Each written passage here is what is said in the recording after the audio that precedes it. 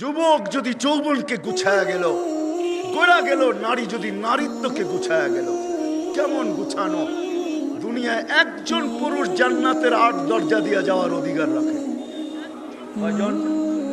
দ্বিতীয় কোনো পুরুষ অধিকার রাখে না, যিনি আবু বকর সিদ্দিক রাদিয়াল্লাহু তাআলা।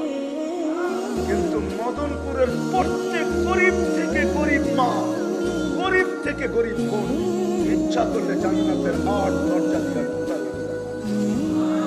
নাইলে আল্লাহ রাসূল কোনোদিন বলতেন না ফালি তাদখুলিল জান্নাতা বিআইয়ি আবওয়াবিল জান্নাতি শাআত।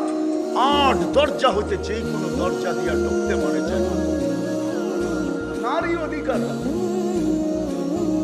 যুবক, আরশের নিচে তুমি যে গ্যালারির অধিকার রাখো, এই গ্যালারির অধিকার কেউ রাখে না। আরশের নিচে গ্যালারি হবে ৭টা। আমি তো গ্যালারি বলি না, আমি বলি মেলা।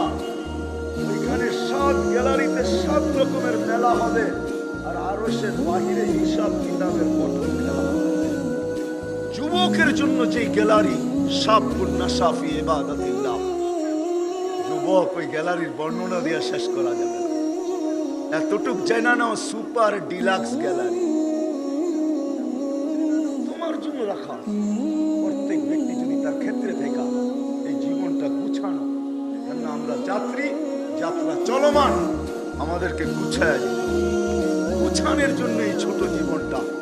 আর এই ছোট জীবনটার সাথে যত কিছু সংযুক্ত, সব কিছু এই জীবনটাকে যাত্রার গুছানোর জন্য, যাত্রাকে গুছানোর জন্য, গন্তব্যে পৌঁছার জন্য আল্লাহ দিয়েছেন কসম করে।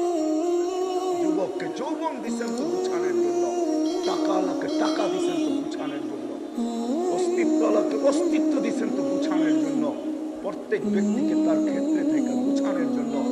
কিন্তু সহজ থেকে সহজভাবে গুছাবে তো গুছাবে কি করে? এটার জন্য আল্লাহ মুহাম্মাদুর রাসূলুল্লাহ। প্রত্যেক ব্যক্তি তার ক্ষেত্রে থেকে কি করে গুছাবে? হায় হায়, কেমনে বুঝাবো?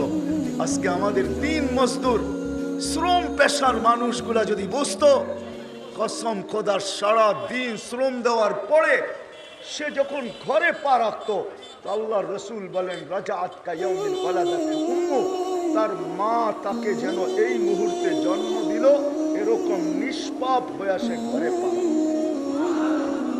যদি সে বুঝতো।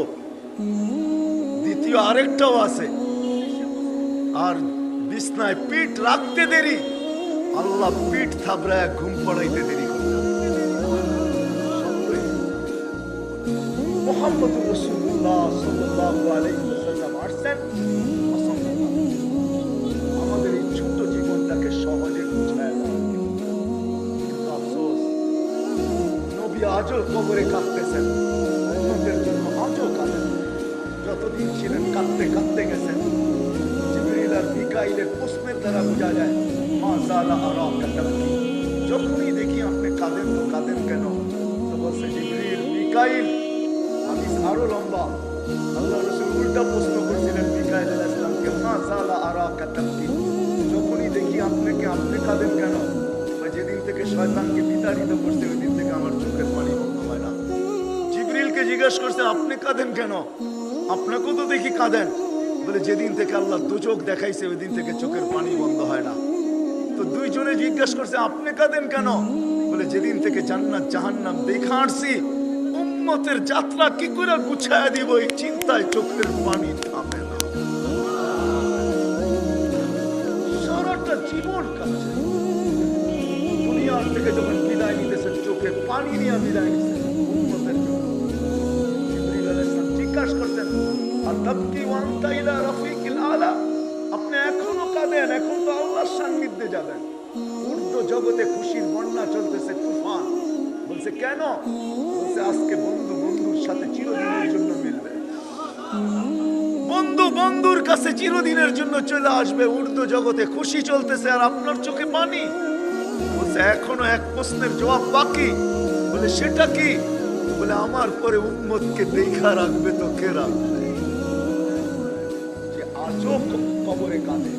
যেমন আল্লাহওয়ালাদেরকে জিজ্ঞাসা করেন, মদনপুরের মানুষ আমি পুরা জমাত এখানে নিয়ে আসতে পারি, যারা আল্লাহ রসুলকে স্বপ্নে দেখছেন কাঁদতেছে। জিজ্ঞাসা করছে কাঁদেন কেন? বলছে বাংলাদেশের সরল সহজ উম্মতের জন্য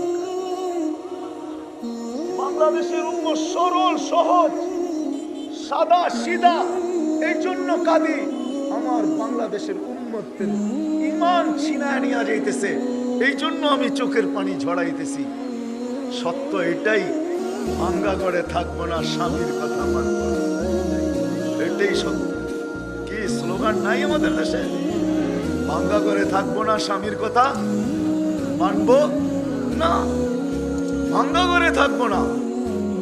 টাইম আমার হাতে শর্ট, এটা আমি দেখাইতাম একটা পরে জীবন কি করে কাটায় আছে। আল্লাহর রাসূল আজকেও কাঁদতেছে, আরো সে যে আমাদের জন্য চোখের পানি ঝরাইছে। আল্লাহ জিজ্ঞাসা করতে কি চাইতে আসে? বলছে এইখানে উম্মত, এই টেবিলে উম্মত না উঠলে আর উম্মত কোন টেবিলে উঠবে? কাবা কাউসাইনিয়া আদনা, এত কাছে আমরা দুইজন, কাবা কাউসাইনিয়া আদনা। এইখানে উম্মত উঠবে না তো উম্মত উঠবে কোথায়? এত কাছে হব তো হব কখন? এত কাছে হব তো হব কখন? আপনি এক পাশে, আমি আরেক পাশে, দুজনই আরশের উপরে। উম্মত চাবো না তো চাবো কি? হায় হায়। আসেন ওই নবীর আদর্শ শিখি, আদর্শ শিখি, আদর্শ শিখি। ওই আদর্শগুলা শিখতে হলে তিন জায়গার সাথে সংযুক্ত করতে, নিজেকে সংযুক্ত করতে হবে। একটা হলো দ্বীনি মাদারিস, দ্বিতীয় হলো হক্কানি আলেম ওলামা, তৃতীয় হলো আল্লাহ হক্কানি আল্লাহ ওয়ালা। দ্বীনি মাদারিস, দ্বিতীয় হক্কানি ওলামা, তৃতীয় হক্কানি, আরে আমার কথা বোঝেন, হক্কানি আল্লাহ ওয়ালা। আর আরেকটা আছে সবার আগে, এক নম্বর, চতুর্থ হলো আমার সম্পর্ক যেন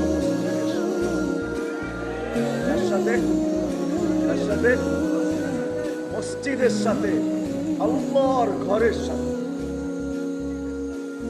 হাদিসের শেষ অংশ বলতেছি, যার ভালোবাসা মসজিদের সাথে যতটুকু অগাধ হবে, গভীর থেকে গভীর হবে, আল্লাহ বলে আমার দায়িত্বে আমি তোমাকে পুলসিরাত পার করাবো।